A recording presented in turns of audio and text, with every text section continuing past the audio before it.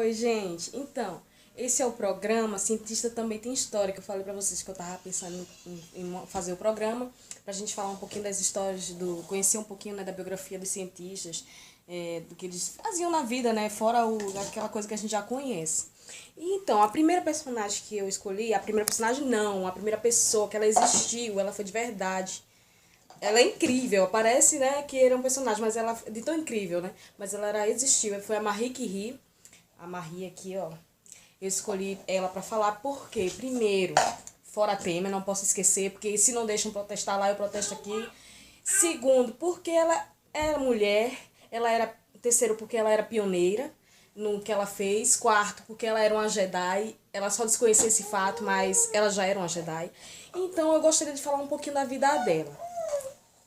Então, pessoal, eu peço desculpa o vídeo ter demorado tanto pra sair, mas vocês sabem como é que é a vida de mãe, né? Como você não tá correndo atrás da criança, você tá correndo atrás da criança, porque não tem outra opção, né? A minha vida agora se divide em antes do Miguel e depois do Miguel, né? Antes era antes de Cristo, depois de Cristo, agora é antes do Miguel e depois do Miguel. E eu só consegui finalizar o vídeo agora.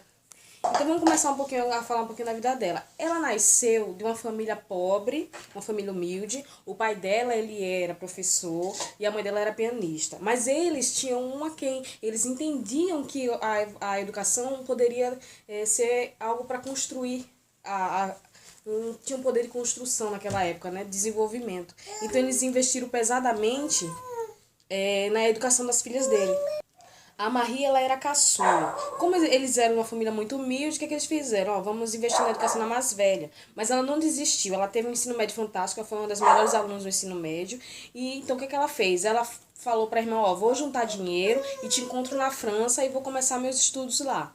E aí foi o que aconteceu. Ela, quando terminou o ensino médio, ela começou a trabalhar de governanta e dava aula particular. Qual professor que não fez isso, né? Dar aula particular para poder juntar uma graninha e tal. Então, foi o que ela fez. Ela deu aula particular durante um tempo, foi governanta. Durante 3 anos ela juntou esse dinheiro e foi para a França e começou a estudar na Sorbonne, a graduação dela, que foi em física e matemática. A galera pensa que foi química, mas foi física. Então, ela fez a graduação dela em física e matemática, o bacharelado. Inclusive, ela foi uma das melhores alunas da turma.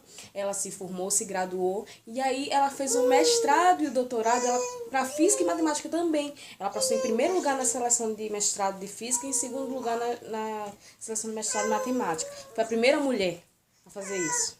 Bom, naquela época já se sabe como é que era o machismo, né? Era muito forte e isso aí ela também foi pioneira porque ela, sabe, na parte desse ciência, de estudo, ela venceu isso aí. E então ela tentou voltar até para a Polônia para dar aula, porém como na época ela tinha muito machismo, eles não permitiram que ela fosse professora lá na Polônia. E aí o que aconteceu? Pra gente que pensa que aquela coisa foi bater o olhar romântico, ó, conheci o Pierre, não foi assim. Ele acabou enviando uma carta para ela, eles se conheceram na faculdade, e ele falou assim, ó, temos o mesmo objetivo em comum, queremos trabalhar para crescer cientificamente e tal. Você aceita a proposta de vir para a França e, claro, aceita casar comigo também? Então, o que aconteceu? Ela pegou as coisas dela e voltou para a França para voltar a estudar e casou com ele. Eles eram, na verdade, no início, grandes amigos, né? Naquela saga do estudo, do conhecimento, da pesquisa. E aí foi quando eles foram se identificando e tal, e se formaram realmente um casal. Mas o casamento, a princípio, foi com esse objetivo. Então, ela voltou para França, foi viver com o Pierre. Lá eles começaram a trabalhar e se envolveram com um problema que o Becquerel, que era amigo do casal, trouxe para eles, que era o problema justamente da radioatividade, que ainda não tinha esse nome, porque ele não conhecia ainda o fenômeno, mas ele observou princípio ativo, né, nos sais de urânio, e ele queria investigar isso mais a fundo e convidou o casal Curie para investigar com ele. Vale salientar que naquela época eles trabalhavam em condições precárias demais. Então o que aconteceu? Eles ficaram muito expostos à radiação. Isso aí que vai culminar numa coisa muito ruim, que é a morte da Marie.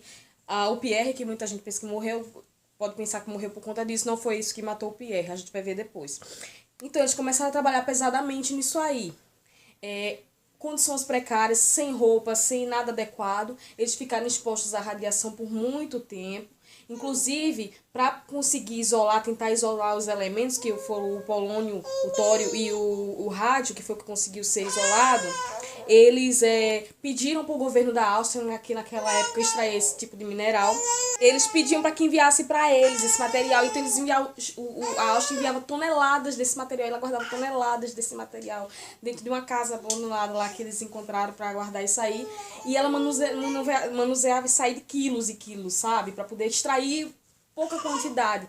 Inclusive, ela não conseguiu isolar o polônio. O que ela conseguiu isolar foi o rádio, mas isolar e identificar as propriedades químicas do átomo e tal, do rádio, né? Mas aí foi o que deu o prêmio Nobel para eles, que foi a descoberta do polônio e do rádio. Polônio em homenagem à terra natal dela, e o rádio. E o fenômeno da radioatividade era um fenômeno que ela não conseguiu explicar, porém ela identificou, ela observou que era a emissão de radiação pelo átomo do rádio, né? Que era muito forte, a fosforescência que ela começou a observar no material, mesmo sem estar fornecendo energia para o material. E aí, isso aí é que vai render lá mais pra frente a explicação do fenômeno de radioatividade e tal, mas a princípio ela chamou de radioatividade porque ela não sabia explicar naquela época. E foi o que abriu portas de campos e área de estudo da química. Depois de trabalhar muito arduamente nisso aí, o Pierre sugeriu para ela que eles fossem descansar um pouco, eles sofriam muito de estafa, por tanto trabalho, ela manuseava por muito tempo sair, e o trabalho era muito pesado, né? Ela fazia trabalho braçal mesmo, de manusear os elementos e tal. E a quantidade era muito grande. E eles foram tirar umas férias, né? Foram descansar um pouco. E foi aí que, infelizmente, pensando muito no trabalho, o Pierre resolveu dar uma volta e acabou sendo atropelado por uma carroça. E veio a falecer, infelizmente. Isso foi o que causou a morte do marido dela.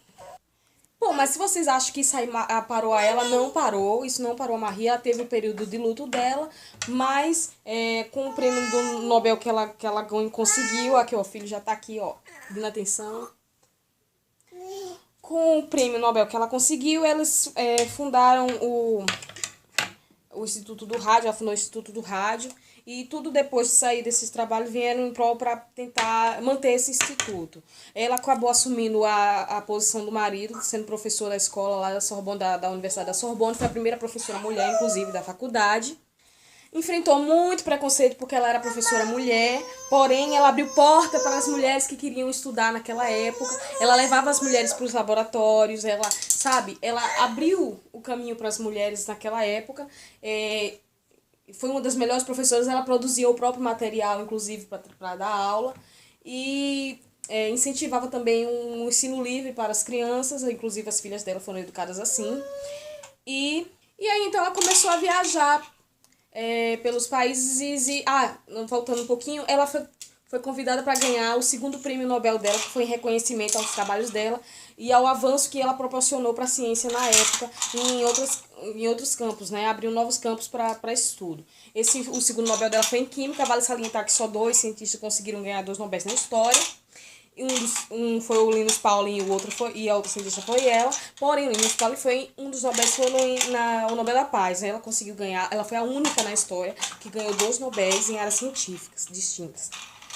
E aí ela começou o trabalho de divulgação dela e foi como ela começou a ganhar mais respeito pelo que ela fazia. Ó, eu tô falando com vocês, bebê pedindo pra brincar. Aqui. Então, ela foi divulgar o trabalho dela nos Estados Unidos, ela foi extremamente respeitada, ela foi aceita, abriram as portas para ela, e isso aí essa parte de divulgação causou muito desgaste físico nela.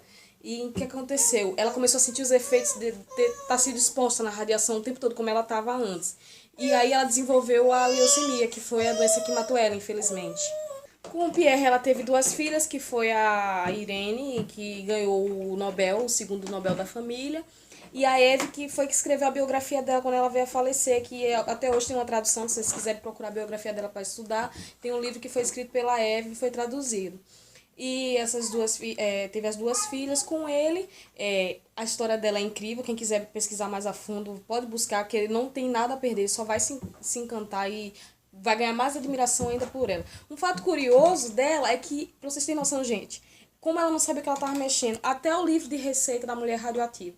Hoje em dia, para se manusear o livro de receita dela, tem que se botar um equipamento contra a radiação. Reza a lenda, eu ouvi em algum lugar, eu acho que o professor comentou, que ela era tão encantada com aquele material, né, fosforescente que ela tinha na mão, que ela botava embaixo do travesseiro pra dormir pensando naquilo.